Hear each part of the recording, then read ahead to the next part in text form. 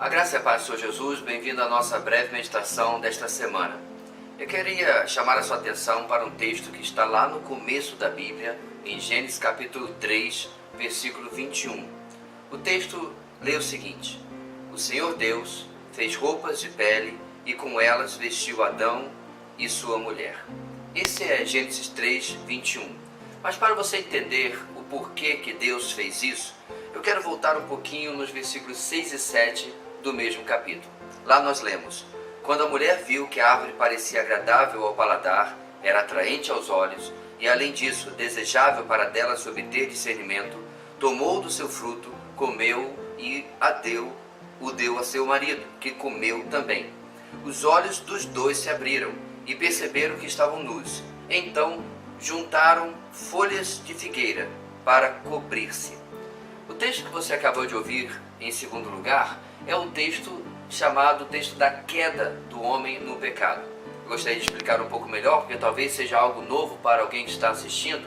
O fato é que, no começo, Deus fez o homem absolutamente sem pecado, absolutamente sem erro, sem nenhuma pendência espiritual para com Deus, em plena comunhão.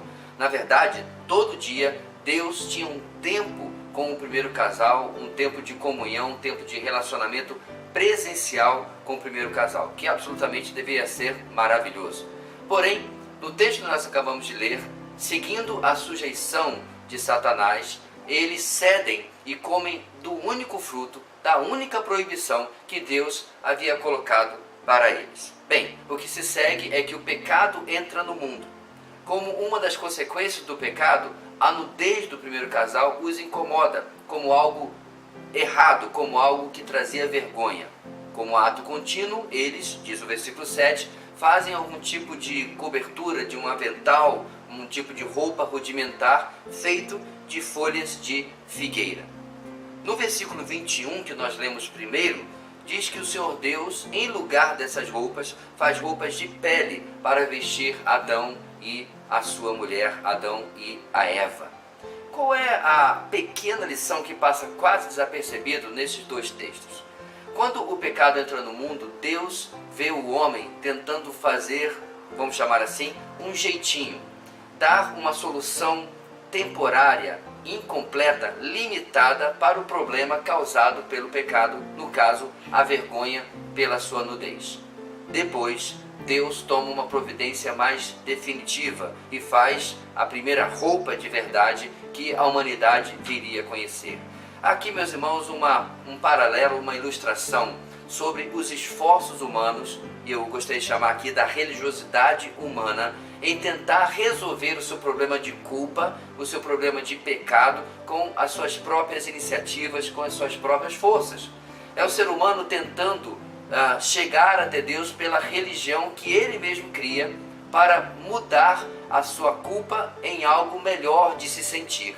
Mas na verdade é como se ele fizesse uma cobertura temporária, uma cobertura incompleta, insuficiente, porque não resolve o verdadeiro problema do homem, que não é fazer uma maquiagem na sua culpa, mas resolver o problema do seu pecado, o problema do mal que habita no ser humano. Mais adiante, no texto que nós lemos, no versículo 21, Deus sacrifica alguns animais, porque você não consegue tirar a pele de um animal sem que tenha que levar esse animal a óbito, à morte. Deus sacrifica alguns animais para cobrir a vergonha do primeiro casal. E em fazer isso, há ali derramamento de sangue. Um princípio é criado, princípio este que é confirmado lá no final da palavra de Deus, quase lá no final, no livro de Hebreus, quando nós lemos que sem derramamento de sangue não há remissão de pecados. Ora, será que eu estou advogando aqui que você saia por aí sacrificando algum tipo de animal ou derramando qualquer tipo de sangue? Em absoluto. Viajando milênios depois de Gênesis capítulo 3, nós vamos encontrar em Israel, em Jerusalém, na verdade do lado de fora de Jerusalém, o nosso Senhor derramando o seu precioso sangue. O Cordeiro de Deus derramando o seu sangue por nós, para cobrir a nossa culpa, para cobrir a nossa vergonha, para cobrir o nosso pecado. Talvez você seja daqueles que tem tentado pela frequência à igreja, pela oferta de dinheiro, ofertas e dízimos, pela sua religiosidade, tentando chegar ou agradar a Deus. Talvez você é aquele que está em um terreiro de uma religião afrodescendente. Talvez você esteja em uma seita qualquer ou algum tipo de religião, não importa. Pouco importa se é uma religião chamada cristã ou não. Pouco importa se é algo que remota, algo tirado da palavra de Deus ou não. O fato é, nenhuma manifestação religiosa é suficiente para cobrir a culpa. São folhas de figueira. Apenas indo a Cristo e buscando nele a sua salvação é que eu e você podemos ter esperança de ser recebidos de verdade pelo Deus que sacrificou seu próprio Filho, derramou o sangue dele para cobrir a nossa culpa. Nesta semana, agradeça a Deus, busque a Deus, dizendo: Senhor, eu reconheço que apenas o que o Senhor fez na cruz através do teu Filho é suficiente para a minha culpa e para o meu pecado. Uma semana abençoada, a graça e a paz do Senhor Jesus.